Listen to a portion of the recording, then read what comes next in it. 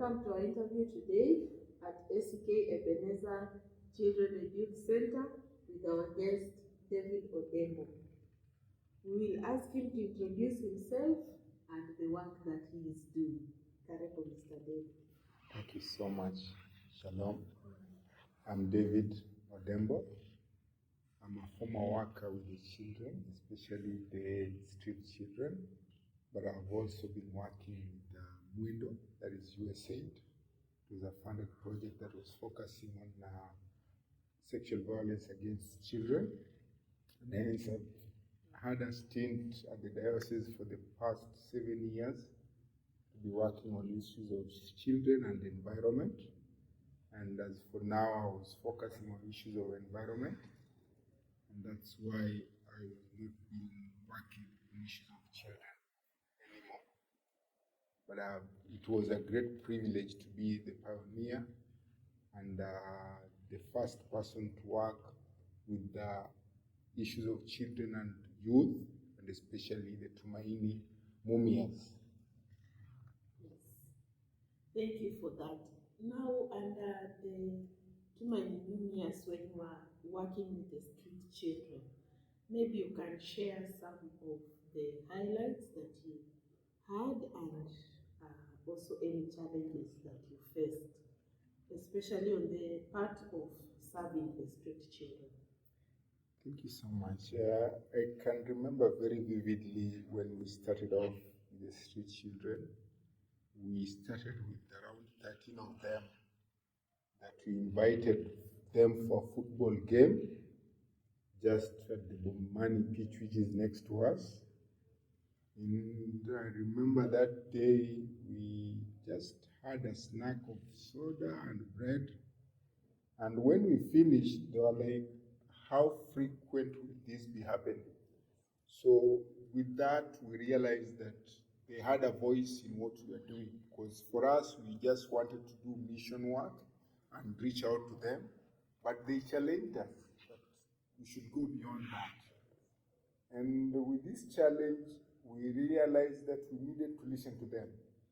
And we had an engagement, we sat with them, reflecting on how best we can be able to help them. And with that progress, when they say they needed a place to shower, to refresh, and also to continuously be enjoying the ambience of the church, that is where Ebenezer was birthed. And I remember during the first call, when we were writing the proposal, we actually used the vision of the street children to write Ebenezer Children and Youth Center as a project. And when it went through, they were very happy, because I remember they were telling us that when you use us, you get so much money, but don't leave us behind.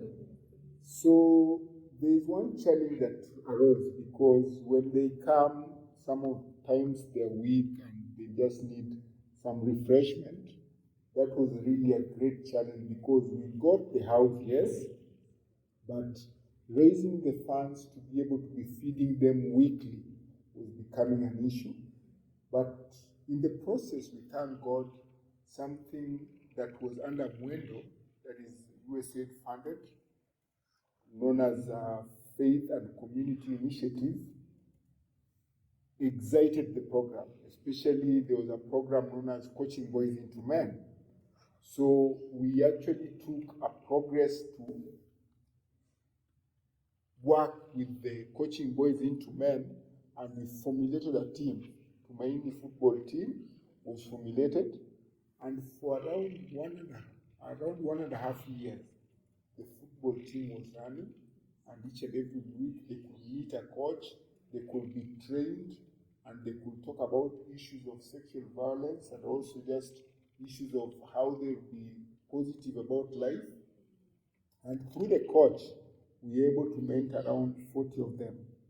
And those ones are the ones that we actually been working with them going forward. Some of them wanted to be electrical engineers, motorcycle engineers, not electrical engineers, motorcycle engineers. Some of them wanted to go to, actually one of them wanted to go to tailoring school. I remember one wanted to be a motorcycle rider, and we tried and ensure that each and everyone, the way they were coming with their specific needs, we were able to address them.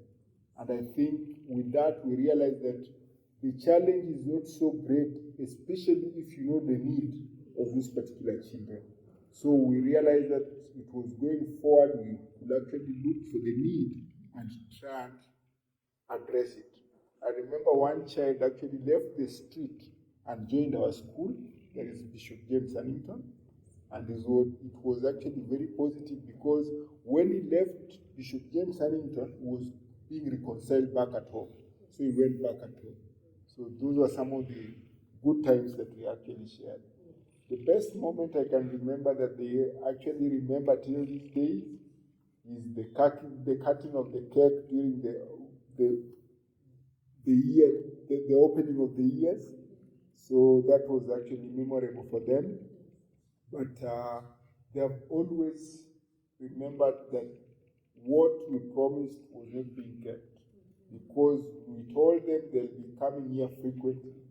That has not been happening, and we think that with the new vision that is in place, that will be happening more frequently, and they'll enjoy the ambience of the church once again. Thank you. That indeed is eye-opening, especially on this place where we are at the center, because we want a place where they can come and just be mentored, network, grow, receive a meal.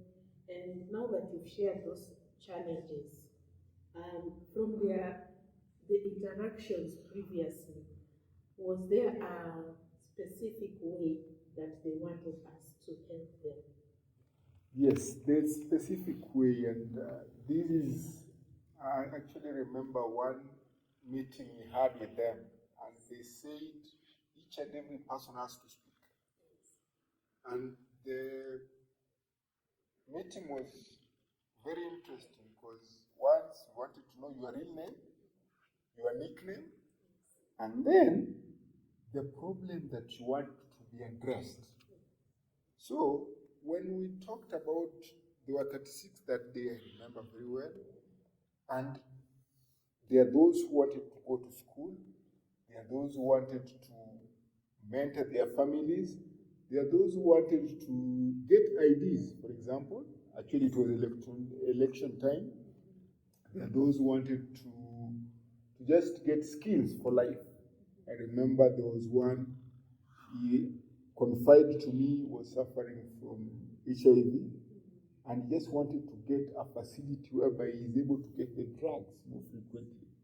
And because he's in the street, he can't just walk into a medical facility to get them. So these, we realize that each and every one of them has a specific need. And for us to reach them positively, then we have just to identify the need as it is and try and address it in any small way we can. Because at the end of the day, they mentioned that it's not the needs that brings us here. Because even when we're in the street, because they only come here once a week, we actually eat in the streets. So when we come here, it's not about the meals, it's about the extras that you give us. I remember one of them came to me and they're like, "Oh, I've got a house, but I don't have where to cook. Can you get me a sufuria?" And I'm like, "Oh, that's easy. A sufuria is how much? 150 shillings. And I bought it. Until now, if I go to the street, he still remembers, "David, you're the one who brought me the sufuria, the one who came to me. I now have a house, and I have a newborn baby. Can you buy me a basin to go and bath my baby?" And a basin is actually 100 shillings. If I remember, he calls me, he's now in Nairobi. He calls me, "David, how are you? How are you doing? I think you're well in Mumias. I'm hustling in Nairobi, and my family is doing well." And those contacts are actually still there. They WhatsApp you and tell you how they're doing. One of them wanted to be a DJ, and I remember one of the functions we are having here, he was an MC. And the next day I was passing in the street, Pastor David, I can see you passing around. I'm like, oh, these days I'm a pastor again. To look again, I'm realizing it's the same person who wanted to be the DJ, now DJing the street. And actually calling you to come and help him. I think you are raising some funds.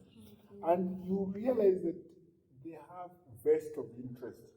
I remember the same person now later on when I approached him, I'm like, hey, I can see you are a good DJ. And he's like, oh, by there I don't only do that. I also do some short videos of life issues.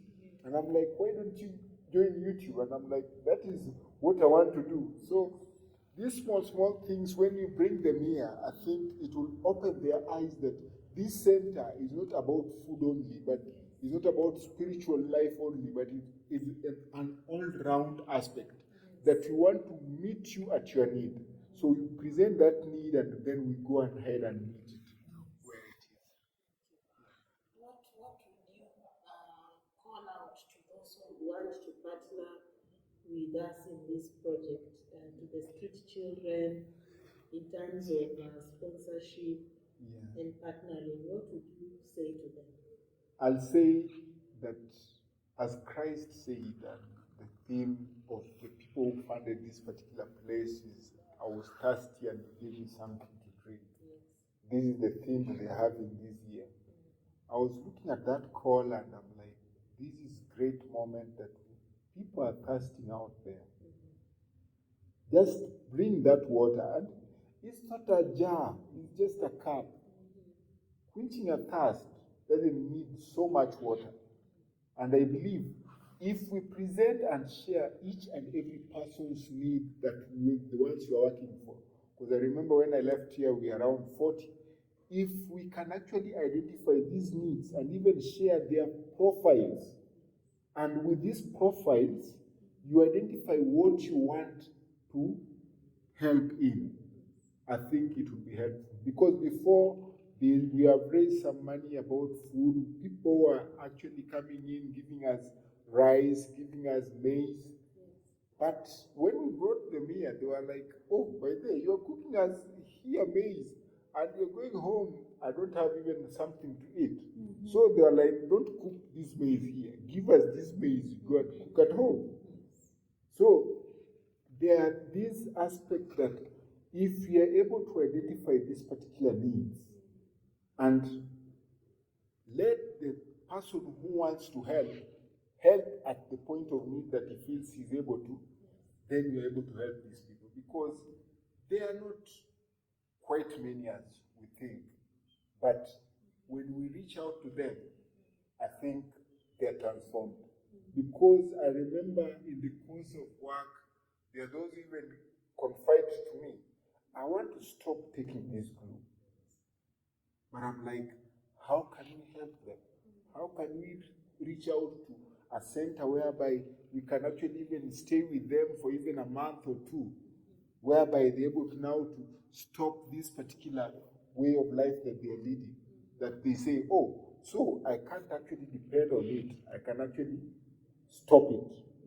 So those are some of the things I'm seeing. If you're able to identify these needs and just raise that cup that you're able to afford to bring it to the table, I think all some will be able to do something great. Okay. Yeah. Thank you, Mr. David. I think that's it for today, but we'll continue to interact on the various issues, especially regarding the street children. And I'm grateful for your ability to come and share with us today. You're most welcome, Shalom. Thank you. And it's a pleasure to talk on behalf of the street children. Thank you so They're much. always in my heart. Asante. Asante sana.